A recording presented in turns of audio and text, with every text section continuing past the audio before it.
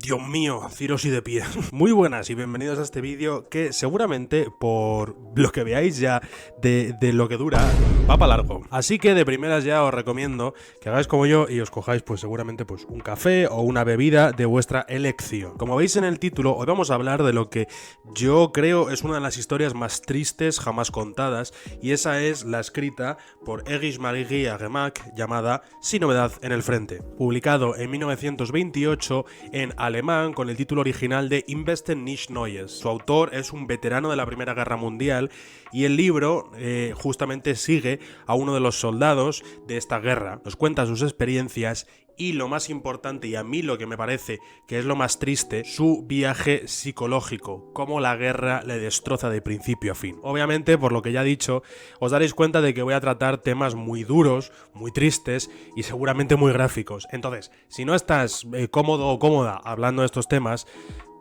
te sugeriría directamente que cerraras el vídeo porque voy a hablar obviamente largo y tendido. Primero os voy a dar un pequeño contexto para que entendáis mejor la obra, después vamos a hacer un resumen para que sepáis la historia y saquéis vuestras propias conclusiones al fin y al cabo. Después os voy a dar yo mi análisis y lo que digo, por qué me parece que este libro es tan duro y los puntos importantes, ¿no?, que me parece que toca. Porque también después vamos a hablar de sus dos adaptaciones al cine, una que fue creada en 1930 y después otra mucho más actual, fue hecha en 2022 y seguramente sea por lo que conocéis esta historia muchos de vosotros. Veremos qué han cambiado esas adaptaciones, si han cambiado algo y si esos cambios son para mejor o peor. Hago un poco spoiler, una de esas adaptaciones no tiene muchos cambios buenos. Pero bueno, el tiempo al tiempo, vamos a hablar primero del libro. Chicos, abrid vuestros libros que viene una clase de historia sobre la Primera Guerra Mundial. La Primera Guerra Mundial no fue como la Segunda Guerra Mundial en el hecho de que no se creó porque un señor con bigote se puso a invadir todo lo que tenía alrededor.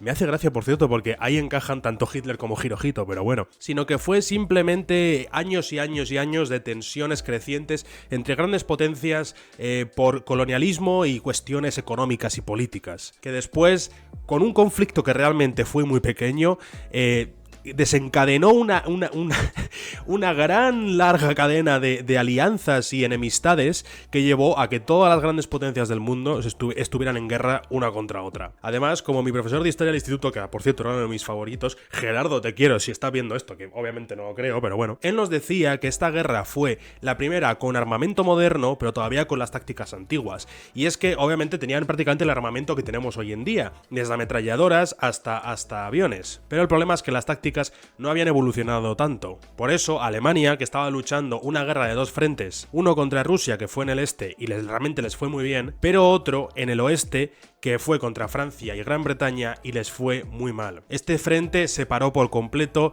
se creó una guerra de trincheras y no se avanzó durante años por ninguno de los dos lados, quedándose atascados en ese punto durante años y años y enviando hombres prácticamente a su muerte certera. Se convirtió en un frente de atrición en el que realmente el objetivo no era ganar la guerra conquistando al enemigo, sino desgastarlo poco a poco hasta que al final se rindiera. En el libro se ven varias de las tácticas que se utilizaron para eso, pero fue un frente que fue durísimo y después de estar atascados en ese mismo punto durante años, Alemania al final empezó a perder el frente simplemente por lo que digo, por el desgaste. De aquí además viene el título de la obra, porque aunque nosotros lo hemos traducido como Sin novedad en el frente, en alemán, como ya he dicho, es Im Westen nichts Neues, que se traduce directamente como En el oeste ninguna noticia. Esto hace referencia a que los medios de comunicación alemanes, durante la guerra, para mantener esa fantasía de que el frente y la guerra les iba muy bien todavía,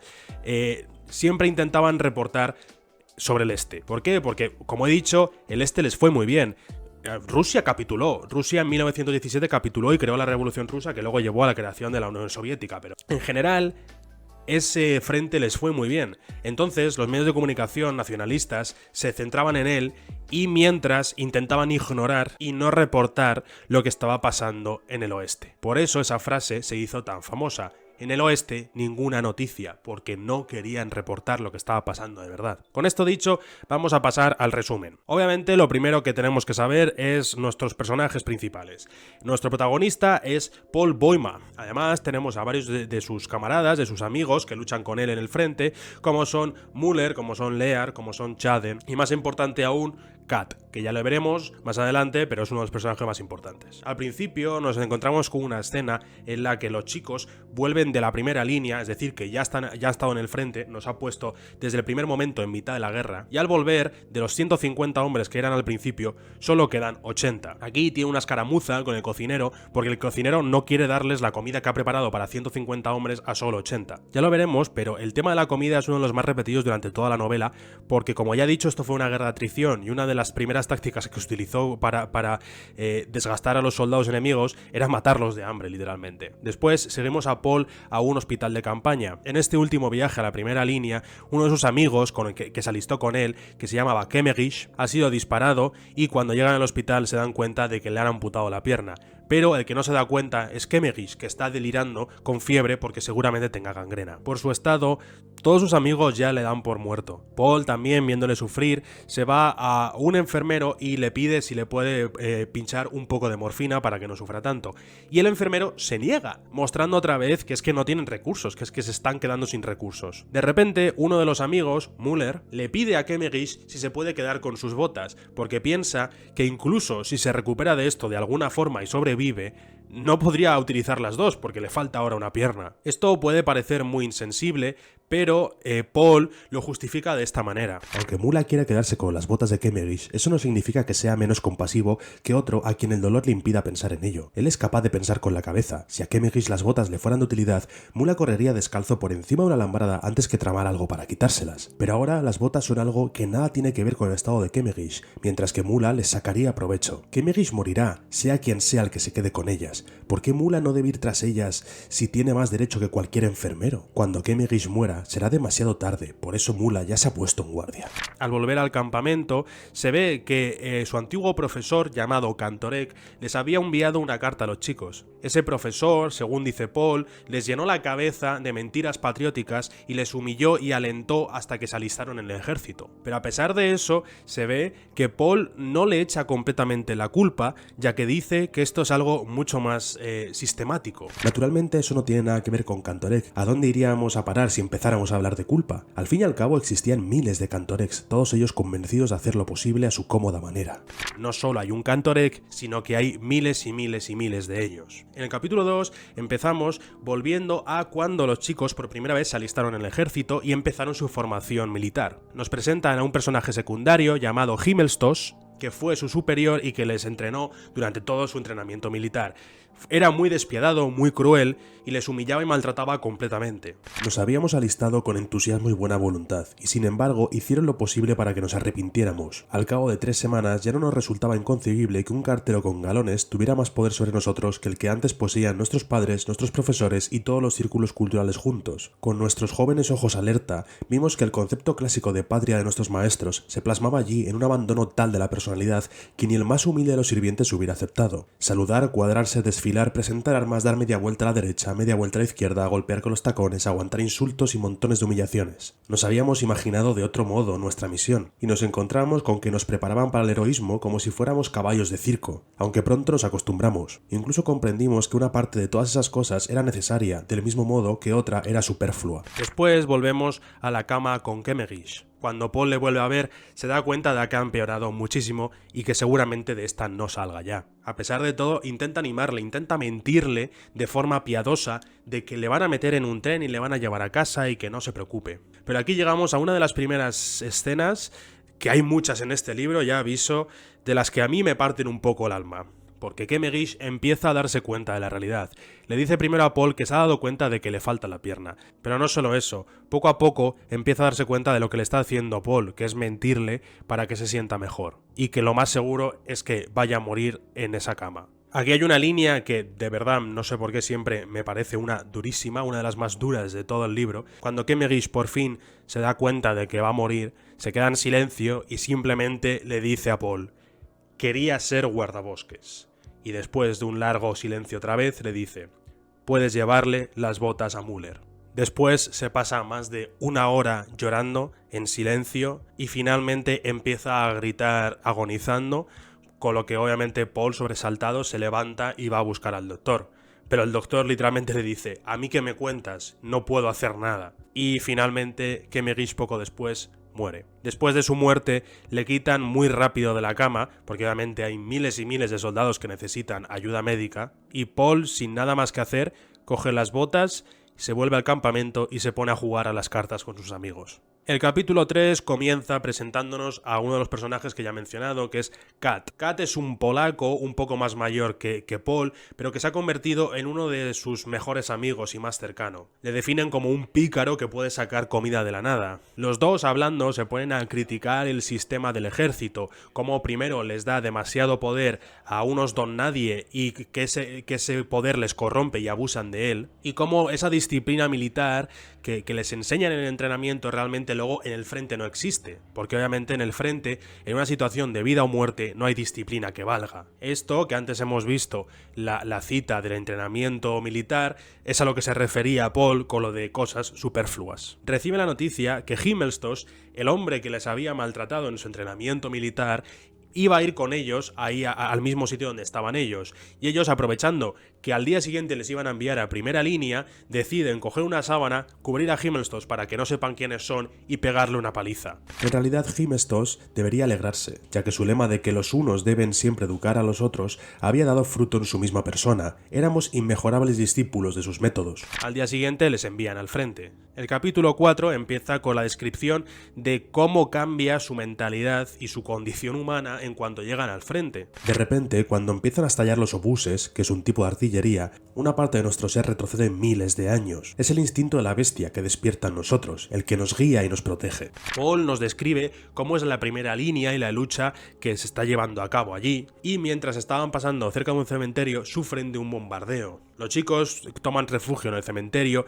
y se ve cómo las explosiones empiezan a desenterrar los cadáveres que estaban ahí enterrados y que se juntan con los chicos que están intentando protegerse de las bombas. También vemos por primera vez una de las realidades de la Primera Guerra Mundial, y esa fue que es que no existía el concepto de crimen de guerra, no existía, ¿vale? Y una de las razones por las que se decidió crear justamente por la Primera Guerra Mundial fue por la guerra química, el uso del gas mostaza. La explosión sorda de las granadas de gas se mezcla con el estallido de los proyectiles. Una campana resuena entre las explosiones, un batintín y las carracas metálicas anuncian por doquier: ¡gas, gas, gas! Los primeros minutos con la máscara deciden entre la vida y la muerte. ¿Estará bien cerrada? Conozco las terribles imágenes del hospital. Enfermos de gas que, en un ahogo que dura días enteros, escupen a pedazos sus pulmones calcinados. El bombardeo dura durante toda la noche y al salir, a la mañana siguiente prácticamente, encuentran a un recluta joven que tiene una herida en la cadera muy grave. Le desnudamos la cadera. Se ha convertido en un montón de carne picada con astillas de hueso. Le han dado la articulación. Ese muchacho no volverá a andar jamás.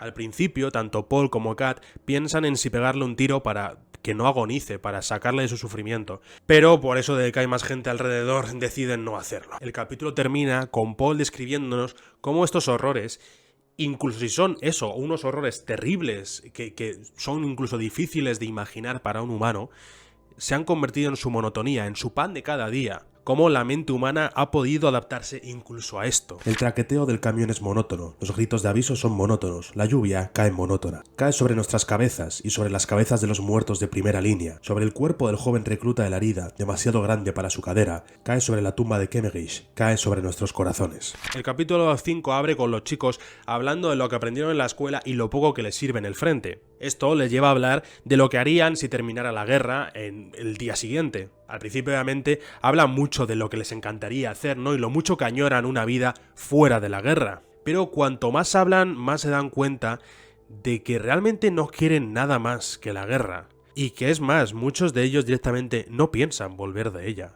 Ya no somos jóvenes, Ya no queremos conquistar el mundo, somos fugitivos, huimos de nosotros mismos, de nuestra vida. Teníamos 18 años y empezábamos a amar el mundo y la existencia. Tuvimos que disparar contra eso. La primera granada que explosionó lo hizo en nuestro corazón. Estamos al margen de la actividad, del esfuerzo y del progreso. Ya no creemos en nada de eso, creemos en la guerra. Kat y Paul entran en una granja y roban un ganso. Acordaos de esto, va a haber examen después, chicos, pero es importante no por este libro, sino por una de las adaptaciones. Paul y Kat lo asan y lo comparten entre todos los chicos, mostrándonos mucho la camaradería y hermandad que existe entre los personajes. Al fin y al cabo, son lo único que tienen y los únicos que les pueden entender. Llegamos al capítulo 6 y les vuelven a enviar a primera línea.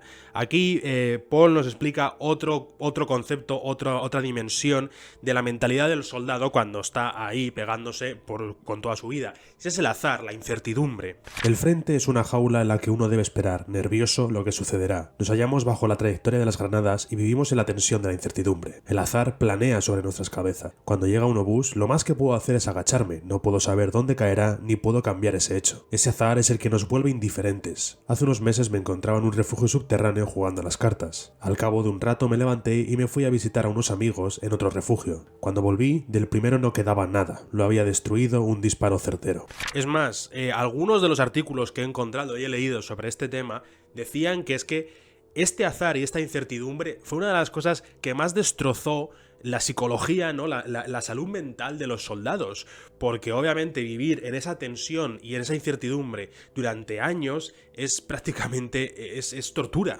Que hablando de tortura, aquí también nos describen un poco las condiciones dentro de las trincheras, que eran obviamente horribles. Se tienen que pelear con las ratas por el pan, los refugios son oscuros y claustrofóbicos, todos metidos bajo tierra. Las enfermedades van rampantes y son unas condiciones horribles en las que vivir. Les llega un bombardeo enemigo que les obliga a meterse en un refugio durante días. Vemos cómo durante esos días pierden la cordura, estando allí a oscuras, metido bajo tierra durante días, con el sonido del bombardeo de fondo y con la incertidumbre de si alguna de esas bombas va a hacer que todo el refugio se caiga abajo. Varios reclutas están en una condición tan mala que sufren ataques de pánico e intentan salir del refugio corriendo, pero obviamente todos les paran porque sería una condena a muerte, menos uno de ellos que no le pueden parar, no le llegan a parar y en cuanto sale, le abaten. Tras cesar por fin el bombardeo, después de días, la ofensiva enemiga comienza. Y vemos los horrores del campo de batalla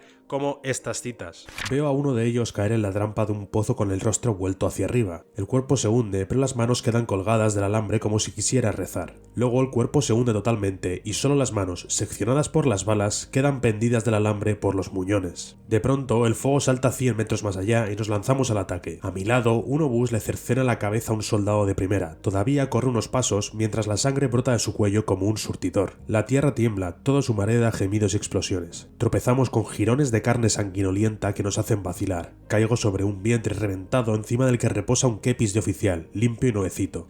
Vemos vivir a hombres sin cabeza. Vemos correr a soldados a quienes les han arrancado los pies. Siguen corriendo a trompicones sobre los muñones astillados hasta el cráter más cercano. Un soldado de primera se arrastra sobre las manos casi 1 kilómetro porque tiene las rodillas destrozadas. Otro se dirige a una ambulancia y con las manos se sujeta los intestinos. Vemos hombres sin boca, sin mandíbula inferior, sin rostro. Encontramos a uno que se aprieta la arteria de un brazo con los dientes para no desangrarse. Sale el sol, anochece, silba las granadas, termina la vida. Aquí vemos también que se tienen que retirar, pero luego hacen una contraofensiva y vuelven a retomar sus trincheras. Después esa contraofensiva les lleva hasta las trincheras enemigas, en las que vemos que ese desgaste no era homogéneo para los dos bandos de la guerra. Llegan a las trincheras enemigas y las ven llenas de comida, una comida mucho mejor que la suya propia. Ellos describen cómo en el ejército alemán siempre están comiendo sopa de pavos y pan y luego llegan allí y tienen salchichas, confit de pato y cosas así. Por lo tanto, y sabiendo que otra contraofensiva va a llegar, lo que hacen es coger todo lo que pueden de comida y salir corriendo de vuelta a sus trincheras. Después de todo este ataque, describen cómo hay un herido que lleva gritando durante días agonizando, pero que no saben dónde está. No hacen más que buscarle durante esos días, pero parece que le han herido seguramente en la columna vertebral y no se pueda mover, y esté boca abajo gritando a la tierra, lo que hace prácticamente imposible saber de dónde viene la voz. Mientras mientras están aquí en el frente, observan las batallas aéreas como divertimento, como si fuese la televisión, y hay ataques todo el rato. Vemos lo que digo, como después de estas ofensivas contra ofensivas, defensas, ofensivas contra ofensivas, defensas, no, el frente se queda igual, no se avanza por un lado ni por otro. Paul nos expresa otra vez que esto es el pan de cada día, la monotonía, y mientras miles de hombres mueren. Poco después llegan nuevos reclutas que han enviado, pero no tienen prácticamente entrenamiento, además de que son muy jóvenes. Naturalmente esos jóvenes refuerzos no saben nada de eso. Acaban fácilmente con ellos porque apenas distinguen una granada normal de una de metralla. Los matan a todos porque se quedan escuchando aterrorizados el aullido de los grandes proyectiles, que no son peligrosos porque caen muy lejos, y no hacen caso del débil susurro silbante de las pequeñas bestias explosivas. Sus delgados rostros, afilados e imberbes, tienen la espantosa inexpresividad de los niños muertos. Un inesperado ataque con granadas de gas se lleva a muchos de ellos. Ni siquiera han podido darse cuenta de lo que les esperaba. Encontramos un refugio entero lleno de rostros azulados y labios negros. Unos reclutas que estaban dentro de un cráter se han sacado las máscaras demasiado pronto. No sabían que el gas se mantiene más tiempo en el fondo de los cráteres. Cuando vieron que los de arriba iban sin máscara, se sacaron la suya y respiraron suficiente gas como para quemarle los pulmones. Su estado es desesperado, las bocanadas de sangre les ahogan y las crisis de asfixia le llevan irremisiblemente a la muerte. De nuevo, otra vez vemos aquí el desgaste que está sufriendo Alemania. Prácticamente no tienen ni hombres que enviar al frente a luchar. En una de estas ofensivas, Paul entra a uno de los refugios y se encuentra a nada más y nada menos que a nuestro personaje favorito, Himmelstos, de nuevo el superior que les entrenó en su aprendizaje militar, que les abusó tanto, y además el que también les siguió llenando la cabeza con estupideces nacionalistas y de lo muy importante que era el ejército, pues está escondiendo en ese refugio, lo cual obviamente a Paul le hace hervir la sangre porque dice que está viendo a niños morir ahí fuera, y este señor, que es el mismo que les está mandando morir, está ahí escondido porque le da miedo la muerte. Paul entonces literalmente le pega una paliza y le saca a leches del refugio, pero Himmelstos no reacciona. Hasta, eso sí, un momento en el que viene un superior y el superior le dice a Himmelstos que vaya con él. De repente, Himmelstos reacciona, se pone en pie y sigue al superior. Con los siguientes ataques, vemos que uno de los amigos de Paul, uno de los que se alistó con él y que iba a la misma escuela, muere. Traen a Haie Vesthus, con la espalda completamente abierta. A cada inspiración se le ve latir el pulmón a través de la herida. Todavía tengo tiempo para estrechar su mano. Esto ha terminado, Paul gime mordiéndose el brazo de dolor. El capítulo finaliza por fin con el relevo tan esperado que necesitaban en la primera línea. El número final se puede ver la masacre que ha sido. De los 150 hombres de su compañía que eran, solo quedan 32 vivos. Al volver a retaguardia empiezan a reconstruir su compañía porque es que se han quedado sin hombres. Poco después se encuentran con Himmelstos de nuevo, que resulta que ha sobrevivido a este último viaje al frente, y parece ser que se ha hecho cocinero. Además, pues les compra un poco a los chicos ofreciéndoles comida gratis. En este campamento en la retaguardia tienen un río al lado. En uno de los viajes al río para bañarse, verán unas chicas francesas que les hacen muestras para que vayan a visitarlas. Aunque está prohibido, van y les visitan durante la noche y pasan una noche de pasión, podemos decir, con ellas. Incluso con estas, Paul expresa que no puede olvidar del todo la guerra. Siento los labios de esa chica alta y morena y aprieto los míos contra ellos. Cierro los ojos y deseo, al cerrarlos, borrarlo todo. La guerra, sus horrores y sus humillaciones, despertarme de nuevo joven y alegre. A Paul le ofrecen un permiso de 6 semanas mientras se reconstruye su compañía para volver a casa. Cuando va a decírselo a la chica francesa con la que pasó la noche y pensando que ella estaría entristecida, resulta que no, está un poco decepcionada. Uno de sus amigos, Leer, le dice que el problema no es que no sienta nada por él, sino que le ve como un soldado, y que un soldado que se vaya a casa no es lo mismo que un soldado que muera en el frente. Si le hubieran enviado al frente, ella seguramente lo hubiera visto como algo mucho más honorable que si se va a casa. Y por lo tanto, por eso está decepcionada. Después de un largo viaje en tren, Paul llega a su ciudad natal, en el que instantáneamente una mujer de la Cruz Roja le ofrece al llegar un café, pero Paul se lo tira y de una forma obviamente muy brusca. Al llegar a su casa se encuentra con su hermana y le dice su hermana que su madre está enferma. También se puede ver cómo no tienen mucha comida, pero también se ve la mentira otra vez del nacionalismo y lo que les están contando, las mentiras que les siguen contando. Porque ellos se piensan que no tienen comida para que los soldados del frente sí que tengan comida, pero ya sabemos que esa no es la realidad tampoco del frente. Y en el frente mientras prácticamente les cuentan lo mismo, pero al revés, que están luchando y que tienen poca comida para que los de la retaguardia sí que tengan comida, pero todo es mentira. Aquí hay otra escena que me parte un poquito el alma, porque cuando su madre le pregunta si lo pasa mal en el frente, Paul dice que no.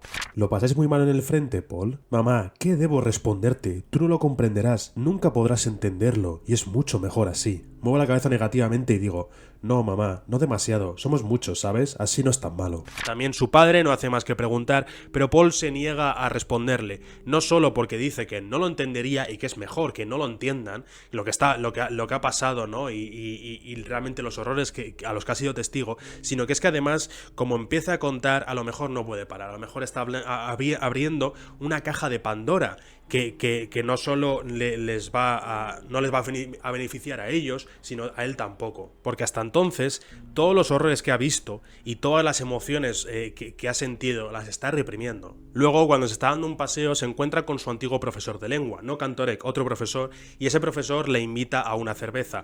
Uno de los amigos del profesor, mientras están tomando la cerveza, se pone a soltarle sermones a Paul de cómo va el frente y de cómo es el frente y que lo están haciendo mal o que lo están haciendo bien o que si no sé qué o si no sé cuántos. Paul a eso obviamente no le gusta nada y al final se va. Es aquí cuando Paul me parece que llega a su clímax psicológico, expresado perfectamente en esta página y media que voy a leer. Había imaginado de otro modo mi permiso. Hace un año fue distinto. Debo de ser yo quien ha cambiado. Entre entonces y ahora se abre un abismo. Entonces yo aún no conocía la guerra, solo habíamos estado en sectores tranquilos. Hoy me doy cuenta de que, sin saberlo, me he ido desmoralizando. No me encuentro bien aquí, en este mundo extraño. Unos hacen preguntas y otros no, pero bien se ve que están orgullosos de sí mismos. A menudo incluso llegan a decir con aires de sabio que de eso no se puede hablar, se creen importantes. Prefiero estar solo, que nadie me estorbe, porque vuelven siempre a lo mismo, la cosa va bien o va mal, uno opina esto, el otro aquello, siempre me encauzan la conversación hacia lo que les interesa más personalmente. En otro tiempo probablemente yo vivía de ese modo,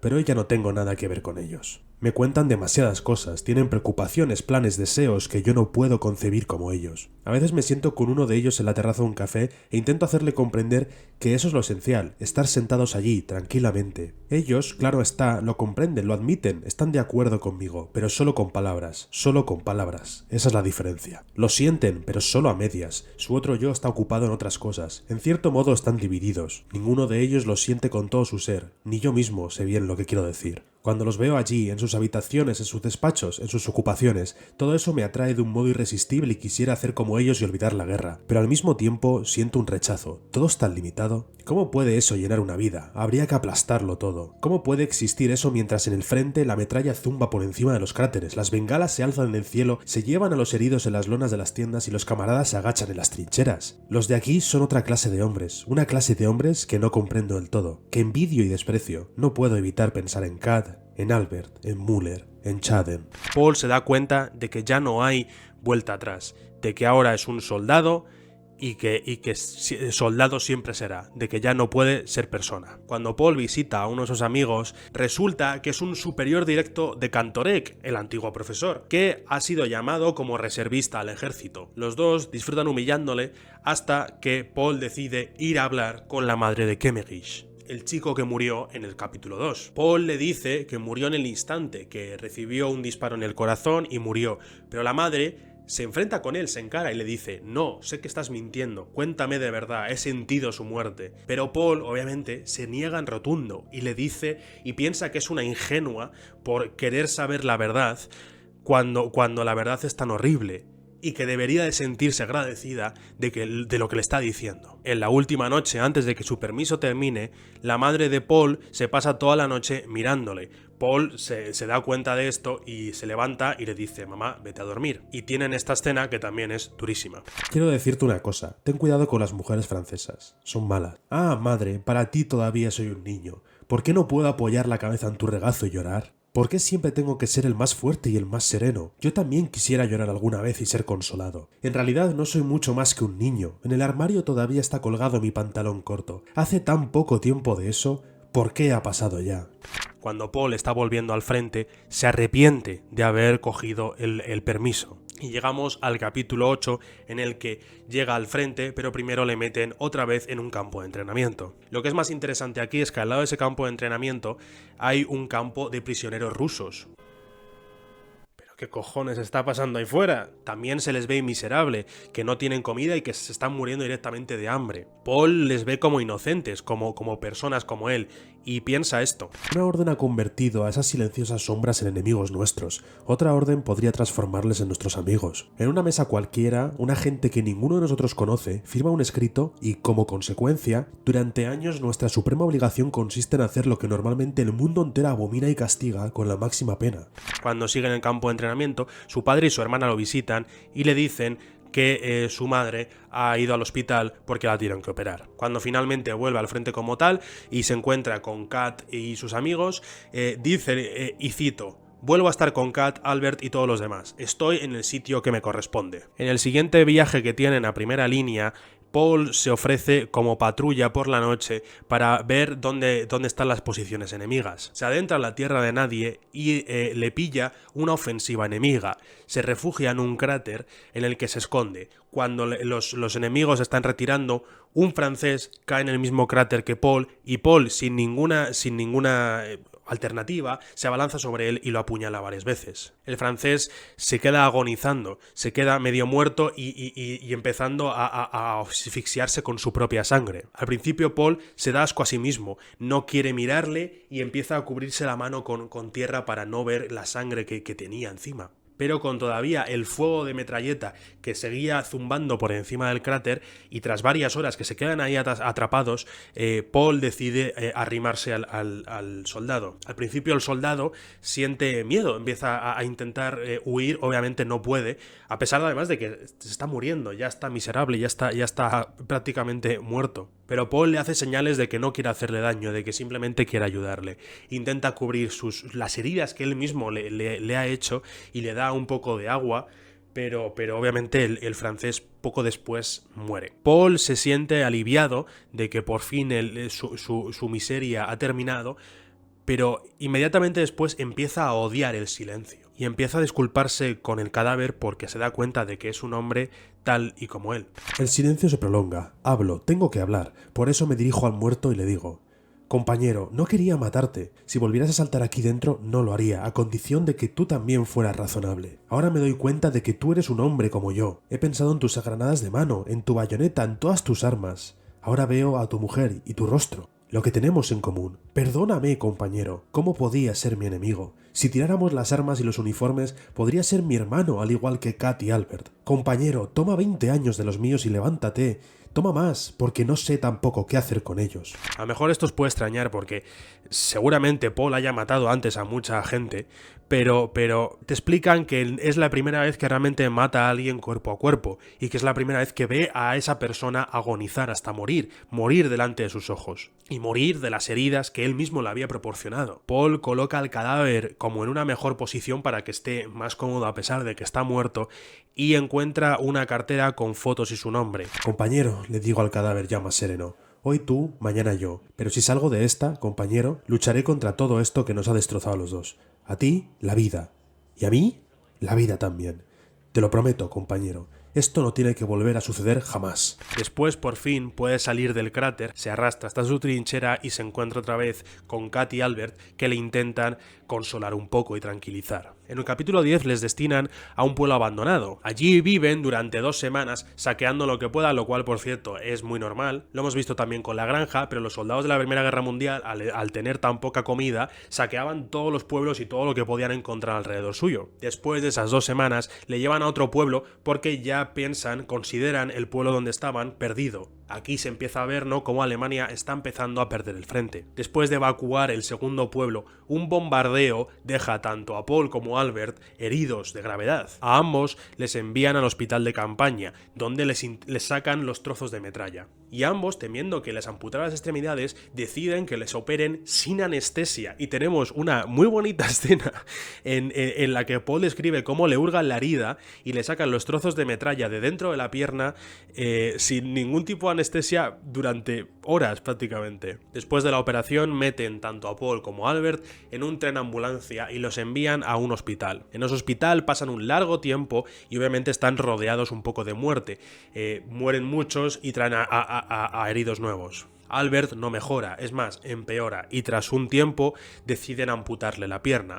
Esto cambia completamente a Albert, que había expresado que prefería morir antes que ser un tullido. Ahora se le ve como un hombre completamente deprimido, un hombre que ya no tiene ganas de vivir, y él mismo le dice a Paul que en el momento en el que tenga acceso a un revólver se va a quitar la vida. Como digo, los enfermos salen y entran. Un hombre ciego, que por cierto además era una lesión muy normal en la Primera Guerra Mundial, llega al hospital y le meten en la misma habitación que Paul y Albert, y parece que está en la misma situación que Albert, porque le roba un tenedor a una enfermera y se lo clava en el pecho y empieza a utilizar un zapato como martillo para intentar matarse, pero no lo consigue, porque el resto de chicos de la habitación llaman a las enfermeras. A cambio, el ciego se pasa toda la noche insultándolos por no dejarle suicidarse. Tanto Paul como Albert se curan y sanan y los dos salen del hospital.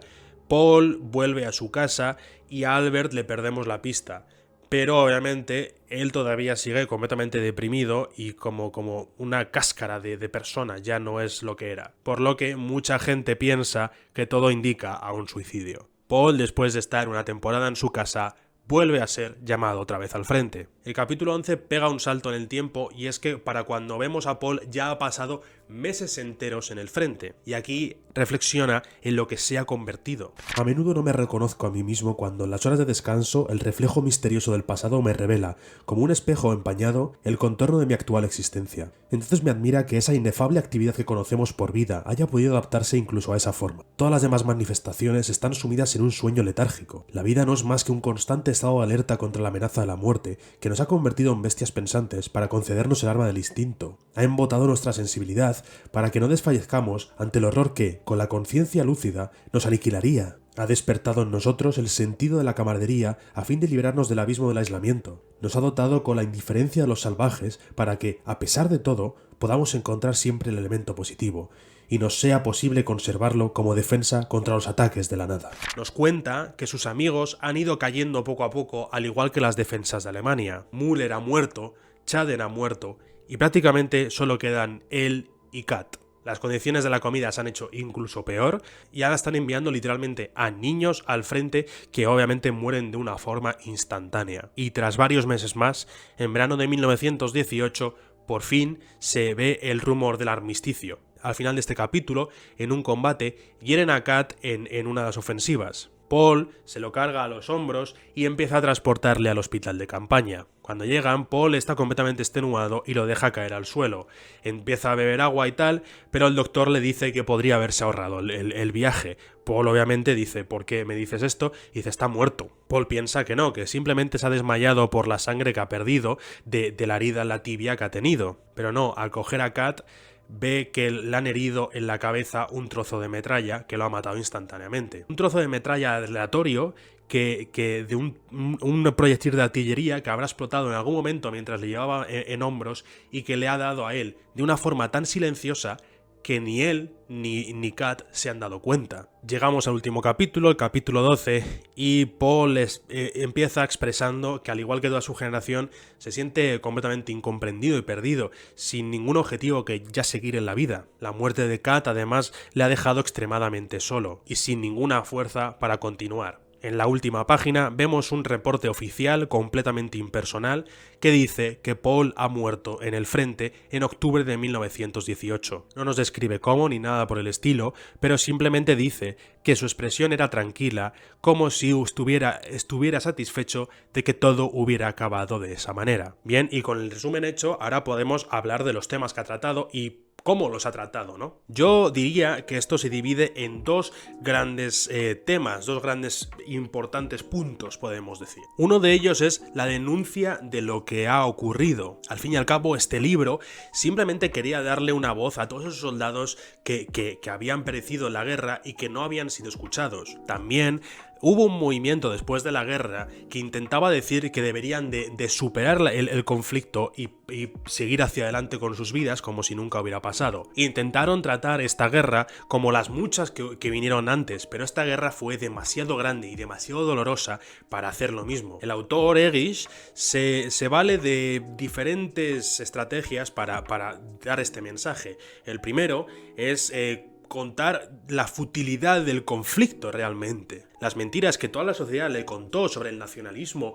y por qué debían de luchar cuando ellos sabían perfectamente que no valía la pena nada de lo que les había dicho, nada valía lo que estaban dando, que era su vida. Mientras ellos seguían escribiendo y discurseando, nosotros veíamos ambulancias y moribundos. Mientras ellos proclamaban como sublime el servicio del Estado, nosotros sabíamos ya que el miedo a la muerte es mucho más intenso. Por eso no nos convertimos en rebeldes, ni en desertores, ni en cobardes. Ellos se servían de esas expresiones con gran facilidad. Amábamos a nuestra patria tanto como ellos y nos aprestábamos al combate con coraje, pero ahora teníamos capacidad de discernimiento. De improviso habíamos aprendido a ver y vimos que no quedaba ni rastro de su mundo. De repente nos sentimos solos, terriblemente solos, y solos debíamos enfrentarnos a ellos. Es una denuncia impersonal en la que culpa a toda la sociedad, a todo este sistema de mentiras. Pero lo que yo creo que es el punto más importante y lo que me parece más triste de toda esta novela, lo que la hace tan triste, tan profunda y tan horrorosa, ¿no? Tan difícil de leer, es la disociación que nos describe Paul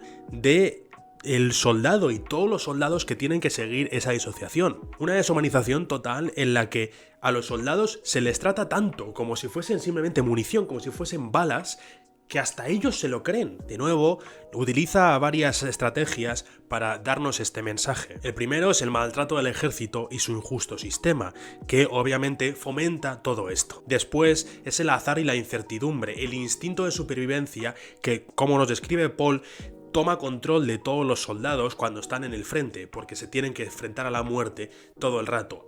Se enfrentan a la muerte y la tienen tan cercana que al final genera una indiferencia a ella. Obviamente también uno de los factores de esto es los horrores de la guerra, lo horripilante de lo que ven todos los días y cómo lo tienen que reprimir. Y por último es que a pesar de que esos son horrores que seguramente solo uno de ellos pueda traumatizar a una persona para toda su vida, ellos los ven todos los días, se convierte en una monotonía. De alguna forma se tienen que adaptar a eso. Pero las dos formas que a mí me parecen las más poderosas de cómo lo expresa, y que ya explicaré por qué también las estoy mencionando aparte, son: uno, la desconexión total de la sociedad que Paul siente en el capítulo 7 cuando vuelve a su ciudad, en la que se da cuenta de que no puede volver, nunca podrá volver. Los traumas que ha vivido le han cambiado como persona, nunca podrá dejar de ser un soldado. Y la segunda, que es la poca importancia, la insignificancia que se le da a todos los personajes de la obra y sus muertes. Porque eso es, yo creo, lo más duro. Al fin y al cabo nos están mostrando la futilidad del soldado, de la lucha del soldado. Cómo para el frente la muerte de un soldado no vale nada. Incluso si son las personas más cercanas a Paul, no valen nada. Y en el libro se expresa de esa manera. Todas las muertes realmente no son muy dramáticas, no son muy emotivas, no son muy lacrimógenas. A veces incluso simplemente se mencionan por encima. El mejor ejemplo casi es el de Paul mismo, que simplemente tiene un reporte al final de todo el libro que dice que murió y no se describe prácticamente nada. El informe además simplemente termina con la frase de "sin novedades en el frente", porque de nuevo su muerte, incluso si es el personaje más importante de toda nuestra obra, para el frente no es importante. El frente sigue igual a pesar de que Paul siga o no ahí. Creo que esto además está muy relacionado no solo con la disociación, lo que he dicho, ¿no? La deshumanización del soldado de forma ya personal, sino también con la futilidad. Este me parece que es uno de los puntos más importantes. Y ahora vamos a ver por qué me parece que una de las películas falla completamente en expresar todo esto. Primero vamos a hablar de la película de 1930, que fue dirigida por Lewis Milestone. Es una película americana, no alemana, y que además tiene la participación de muchos de los veteranos veteranos de la Primera Guerra Mundial, porque fue producida en 1930, solo 12 años después de que terminara la guerra, y solo 2 años después de que se publicara el libro de Erich Maria Remarque. Me hace gracia además porque esta película literalmente se prohibió en Alemania, no por cuestiones nacionalistas, sino porque decía que podría afectar a la estabilidad de la nación y no sé qué. Y me hace gracia porque luego, ¿sabes? En plan, 3 años después apareció Hitler y dijo... Y es lo que digo, los actores eran muchos veteranos y además de todas partes del mundo. Había franceses, húngaros y de todo en la producción de la película. Lo cual me parece además muy bonito, ¿no? Como estos soldados, muchas veces de bandos contrarios, que han vivido las mismas atrocidades y los mismos horrores que todos ellos, vieron esta historia como la mejor representación de lo que habían vivido y por eso actuaron en la película. La película realmente no cambia mucho aparte de un par de cosas. La primera es la cronología, que además, por cierto, también adopta la película de 2022, que empieza primero cuando están mintiendo en ese instituto y luego se alistan y luego les llevan al frente por primera vez y tal. Y es algo más cronológico y no tanto como el libro, que de primeras ya nos pone en mitad de la guerra, luego nos vuelve a su educación y luego tal. También los desenlaces de un par de personajes secundarios que cambian. Por ejemplo, Himmelstoss muere en el frente y no se hace cocinero como pasa en el libro, que le perdemos simplemente la pista. Y Cantorek, el profesor, es el que se encuentra con Paul cuando vuelve a la ciudad, y Cantorek le invita a la escuela para que dé un discurso a los niños de cómo les está yendo en el frente, lo glorioso que es y por qué tienen que luchar por la nación. Y obviamente Paul llega allí y les dice justamente lo contrario. Finalmente, la muerte de Paul como tal también es cambiada, o más bien representada de una forma que me parece que es bastante buena, que es que Paul, cuando está en el frente, ve una mariposa, que además es una referencia a que en el libro Paul tiene una colección de mariposas en su habitación. Ve una mariposa e intenta ir a cogerla, y en el momento en el que intenta salir de la trinchera para cogerla, le pegan un tiro y muere de forma silenciosa y ya está. Ahí termina la película.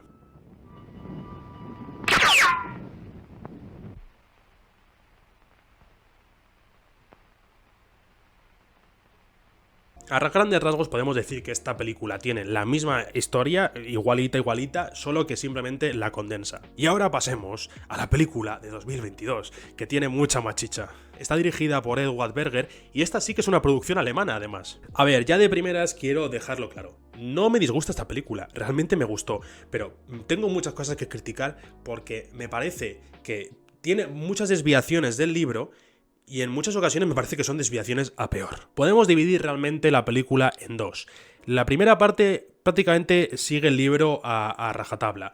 Sí que cambia otra vez la cronología, como he dicho, pero el resto es prácticamente igual. Pero la segunda mitad, que diría, ahora menciono el punto donde me parece que cambia completamente el tono, empieza a tener desviaciones y es que me parece que prácticamente todas las desviaciones que tienen son para mal. Ese punto del que estoy hablando es cuando cambian del frente y los horrores que está viviendo Paul en el frente a de repente unos diplomáticos y unos políticos hablando sobre un armisticio. Lo primero, me parece que va en contra de lo que hemos hablado, de que este libro era una denuncia por lo que había pasado, por las voces que no se habían escuchado.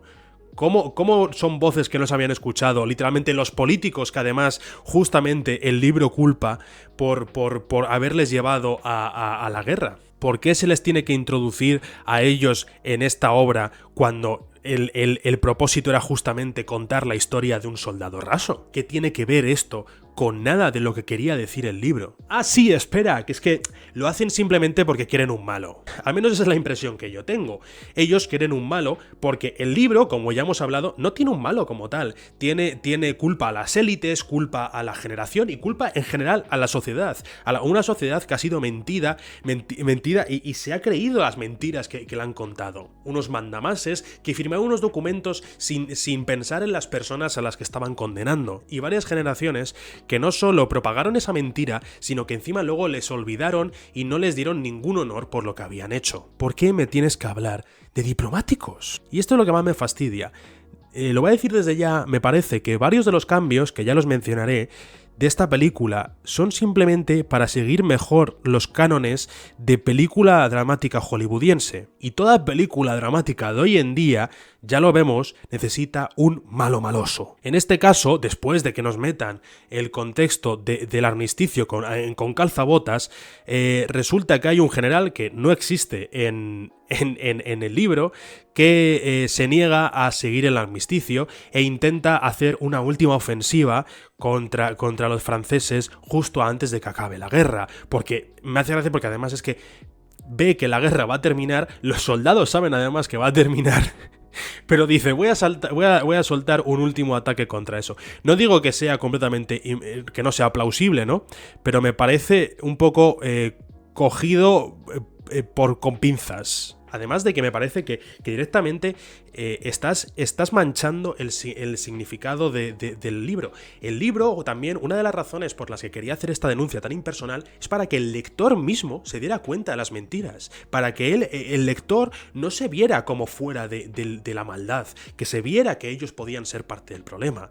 Cuando pones a un malo, le estás quitando esa responsabilidad al lector, le estás quitando esa responsabilidad al resto de la sociedad. Y es lo que digo, no solo crea un malo maloso, sino que crea un escenario en lo que no, un punto álgido, un clímax, que realmente es mucho dramatismo barato, porque a mí me parece que las escenas que se ven en el libro, o sea, son dramáticas por sí solas. No necesitas meter más drama, no necesitas meter estas estrategias baratas que se utilizan en Hollywood para introducir más drama. Las acciones, o sea, las escenas del libro hablan por sí solas. Me hace gracia porque una de las mejores escenas de esta película me parece que es la del francés, cuando cae en el cráter y tiene que Paul puñalarle y eso. Pero también, claro, es que siguen a rajatabla esa escena. Y simplemente la representan con todo el dramatismo que se ve en el libro. Ni un poco más, ni un poco menos. Pero claro, luego tienes el caso contrario, y es que recordáis que os he dicho, ¿no?, que en el capítulo 7, cuando vuelve Paul a su ciudad natal y se da cuenta de que nunca va a poder volver, incluso si vuelve físicamente, nunca va a poder volver mentalmente al Paul antiguo. Eso me parece que es el clímax, ¿no?, el apogeo del viaje psicológico de Paul. Y a ver cómo lo hace la película. Como que que lo mandaron a la mierda todo el viaje psicológico de Paul. Pues sí, señores, la película de 2022 directamente elimina todo ese capítulo. Uno de los capítulos, además, que es uno de los más largos de todo el libro, y uno de los que, como digo, me parece los más importantes, y la película lo elimina completamente. Es aquí cuando Paul se da cuenta de su disociación, es aquí cuando nos damos cuenta de la tristeza que es su realidad ahora, de su desconexión total con la sociedad. Entiendo que no es la cosa más dramática, que literalmente sería un señor volviendo a su ciudad natal y pasando allí 6 semanas. Entiendo que eso, representarlo en la pantalla, seguramente sea insulso, pero ¿por qué no vais por la ruta que fue la de película de 1930, haciendo que vaya otra vez a la escuela y se enfrente a Cantorek y a las mentiras del nacionalismo? ¿Por qué no hacéis eso? ¿Por qué tenéis que hacer esto? ¿Por qué tenéis que directamente eliminarlo? Me parece que eso le está quitando tanto significado, tanta profundidad, tanto... Dios, de verdad. Por último, quiero hablar del tema de las muertes, y es que cambian varias. Por ejemplo, el personaje de Chaden, que es un personaje que además no sabemos en el libro nunca cómo muere, se junta con la historia de Kemegish y el ciego del hospital. Me parece que hasta cierto punto eso está bien, porque además está reflejando una de las realidades de la Primera Guerra Mundial, en la que los tullidos no querían seguir viviendo. Al fin y al cabo es lo que digo, junta la de Albert, también la de Kemegish, juntan varios personajes ahí, pero me parece que lo hacen bien, y que aunque hasta cierto punto también le están portando demasiado dramatismo, no me parece tan malo. Me parece que si tuvieras que combinar unos personajes, que sean ellos, que me parece hasta cierto punto que lo hicieron bien, y que a pesar de que también, pues eso, fue muy dramática, hasta cierto punto también lo es muy dramático la muerte, o sea, el intento de suicidio del ciego en el hospital. Por Dios, es que se clava un tenedor en el pecho y empieza a utilizar su zapato como martillo, es que por Dios. Pero luego hay otra que me parece peor, y otra directamente que es que no entiendo. entiendo. Primero vamos a hablar de la de que no entiendo, que es la de Kat. Que habíamos dicho, en el libro le hieren en la tibia, en el frente, en la primera línea, en un ataque, y cuando Paul le está llevando a hombros al hospital de campaña, muere. Pero en esta película hacen un cambio que es que además es que no lo entiendo, es que no entiendo nada. Con el rumor del armisticio y con la emoción que les da eso a tanto Kat como Paul, vuelven a entrar en la granja esa que he mencionado en el capítulo 4 o 5, que robaron un ganso, pues se vuelven a meter ahí y roban otro ganso. Pero esta vez, al parecer, les sigue el hijo del granjero, o sea, un niño de 10 años, con una escopeta y le pega un tiro a Kat. Luego siguen la misma estructura de la muerte del libro. Paul le encuentra, le cogen en hombros y le lleva al hospital de campaña, donde resulta que ya había muerto. Pero no hay esquirla de metralla que se le mete en la cabeza, no hay nada por el estilo. Lo cual, lo primero, me parece que el elemento de que fuese una esquirla de metralla que lo mata de una forma tan silenciosa que ni Paul se entera, me parece que está, no fue elegido por nada, ¿vale? Me parece que simplemente está hablando otra vez de la incertidumbre del azar que siempre nos muestran, pero además de eso, de la insignificancia de su muerte, de lo silenciosa que son todas las muertes para el frente, de que incluso Kat, que es uno de los personajes más importantes de toda la novela, se puede ir de esa manera, de una manera que además resulta hasta un poco estúpida. Y aunque sí, supongo que te dispare un niño mientras estás meando además por robar un ganso con una escopeta, pues también es un poco estúpida, pero no entiendo el cambio, no entiendo el sentido de este cambio. La muerte de Kat tenía mucho dramatismo por sí solo, pero también me parecía que tenía unos elementos que lo hacían más profundo, y me parece que la muerte que han puesto directamente es que no lo refleja bien. Y luego la segunda muerte, que esta sí que sí, no me gusta cómo la han hecho por nada, o sea, no es que me confunda, es que directamente no me gusta nada, es la muerte de Paul como tal. Como hemos dicho, en el libro es un reporte oficial, no sabemos ni cómo muere. En la película de 1930 simplemente está en el frente como todos los días, va a coger una mariposa, le disparan y muere también silenciosamente y sin ningún dramatismo, ni ninguna emoción, ni ningún nada. Pero en esta película, aparte de que muere en la última ofensiva justo antes de la guerra, que ya hemos hablado, del general maloso que no quería hacer caso al armisticio. No entiendo por qué le tienes que portarte tanto de dramatismo, de verdad. Y después de enzarzarse en una pelea súper larga con un soldado, tal, no sé qué, no sé cuántos, de repente le apuñalan y se queda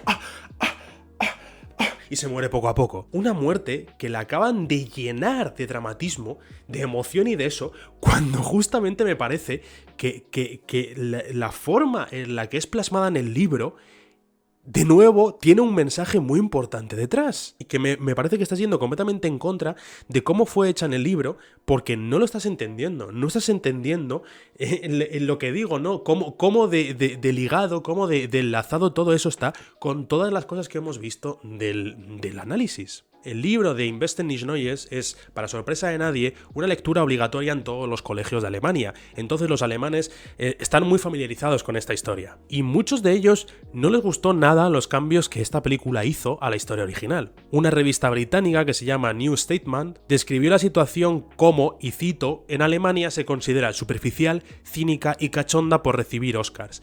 Y hasta cierto punto me parece que sí, me parece que tienen toda la razón del mundo. Porque es lo que digo de que me parece que sus modificaciones son para dotarla de un dramatismo que no existía en la historia original, pero que diluye el mensaje original de la historia, o para seguir los cánones de Hollywood de las películas dramáticas, lo cual me parece que obviamente, no sé si tengo que expresar lo estúpido que es cuando estás hablando de un libro tan poderoso y tan triste como es este. Me parece que esta película no entiende o no quiere entender el propósito real detrás de la historia original.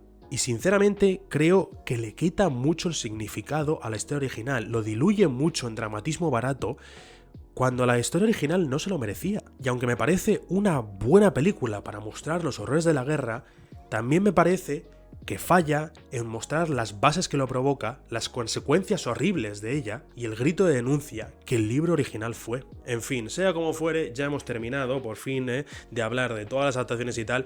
Obviamente no tenéis que estar de acuerdo con lo que acabo de decir. Simplemente quería hablar de este libro que me encanta, su historia y cómo me parece que a veces se puede perder el significado. Porque el problema es que muchos de vosotros conoceréis esta historia por esa película. Y como digo, esa película me parece que es simplemente la superficie de todo el mensaje que tiene el libro. Entonces es una pena, me parece una pena enorme. Al fin y al cabo, no me disgusta lo que hace, me disgusta lo que no hace. Y nada, con todo eso dicho, creo que ya he terminado con todo. Espero que os haya gustado la historia, espero que leáis el libro porque, aunque os he destripado la historia, que os he destripado la verdad, para qué mentirnos, me sigue pareciendo un libro muy bien escrito y muy bonito, aunque incluso si está mostrando unos horrores terribles. Pero sobre todo espero que hayáis disfrutado este vídeo y pues nada, si os ha gustado intentaré mirarme a ver si puedo hacer otros vídeos como este, más bien ensayos sobre temas de literatura o películas o lo que sea. Y obviamente si no estás suscrito al canal y pues te ha gustado lo que has visto, obviamente te pido por favor que una suscripción, por favor, una suscripción. Y nada, con eso y un bizcocho me voy a comer como 30 horas de edición de este vídeo.